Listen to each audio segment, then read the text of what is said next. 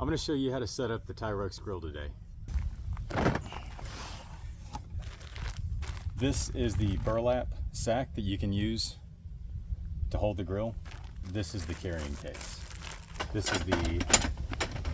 is the upper basket. These are the legs.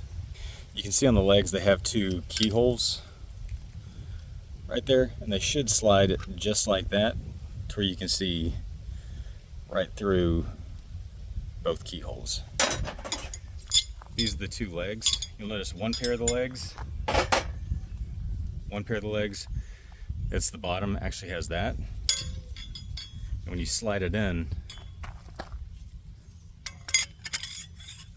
this actually slides right in there. So it locks the legs and keeps them from moving too much. The top of this one actually has threads in it. And you'll notice there are threads on this other one. So you just lock that in.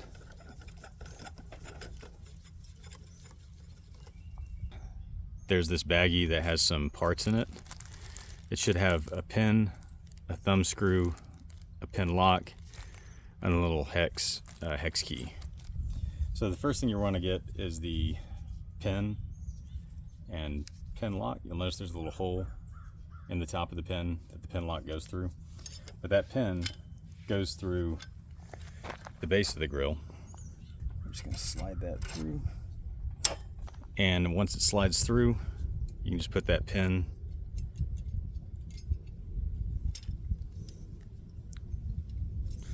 through just like that so it won't move. You'll notice on the back end of the upper basket, it's actually got a threaded end. And that is where you can put the thumb screw. But there is a slight bend, a slight angle. If you have it upside down, your basket's not going to sit right. It's going to sit down at an angle. So you want to make sure that it's angled like this. On the back side of this, there is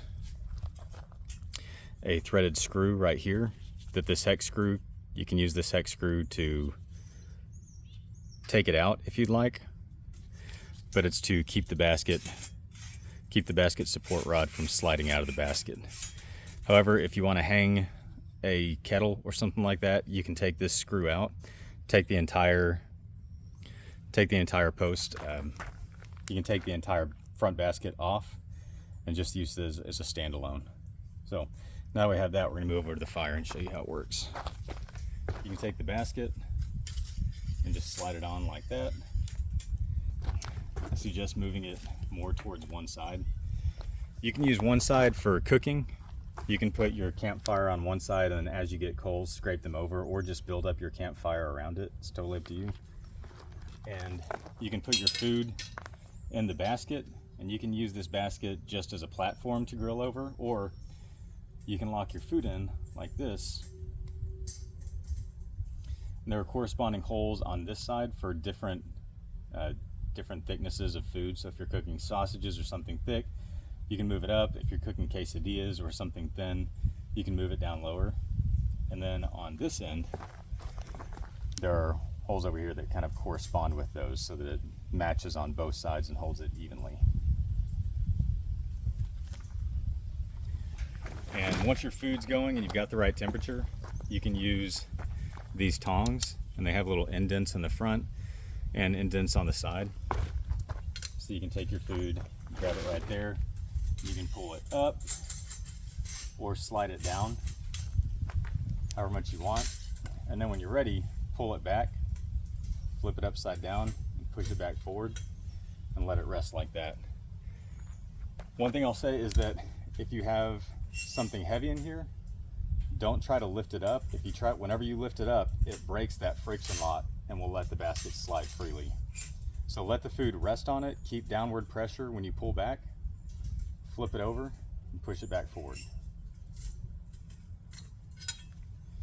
Also, if you have this down really far, like this, or if it's even further down here and you're really cooking some food and you don't have a way to get to it like this, that's where these side tongs come in. You can grab just like that, grab the basket and slide it up and down using those tongs. Whenever you're done, if this has been flipped upside down, this gets really hot. That's what these indents on the tongs are for. You can grab right there, squeeze it, pull it up, and then grab underneath and pull that top basket away without burning your hands. Another accessory we have is the pan insert that you can use to sear steaks or to cook eggs or whatever else you need. With this, I would suggest using this to tighten it down. Tighten down the thumb screw, and then this won't move. It's in a fixed position.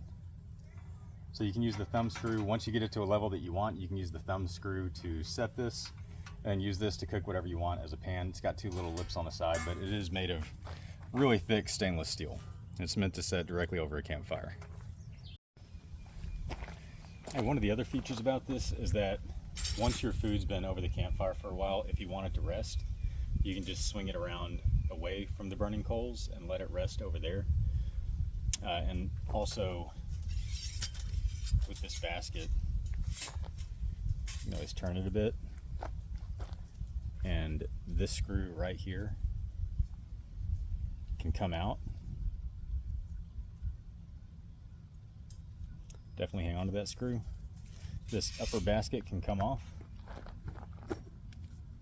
and this can be used on its own. Just make sure it has the right setting on it. It can be used on its own, and because it has this little bit of a bend in it, you can slide a kettle or a Dutch oven over it if you want to, and you can just use this as a handle to raise and lower it over the fire.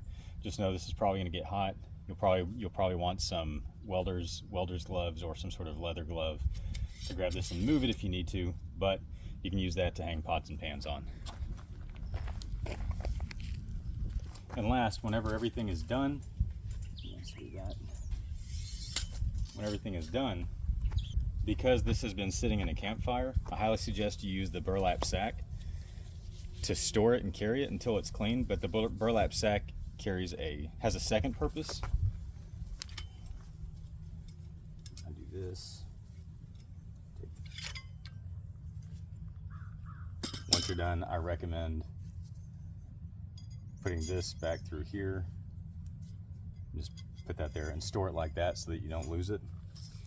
But with the burlap sack, you can also clean off any debris because it's a pretty tight fit. It's a pretty tight fit between all of these pieces and this central post. And so I suggest that you take this out, clean it kind of like you would a car battery, get the burlap sack and clean off the ends. And take a corner of the burlap sack, feed it through there as best you can on that piece and on this piece as well. Feed it through.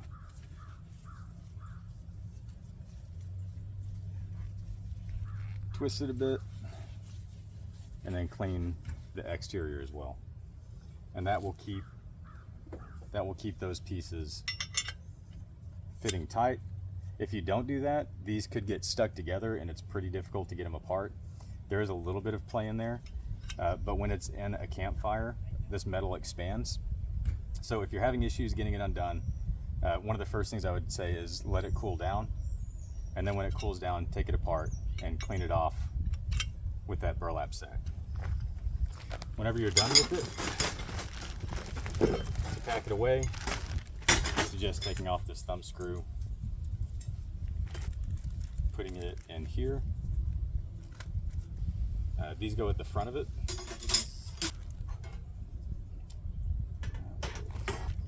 Grab the legs, put them back together like this. These go at the front. This goes here. This goes here. And you'll notice one of these, there's actually a gap in the grid right here. That's where this goes in. Then this slides down just like that. And if you're just done grilling with it, you can slide all of this into the burlap sack.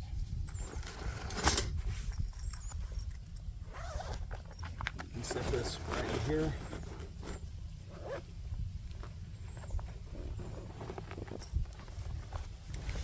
And you are ready to go with your Tyrux.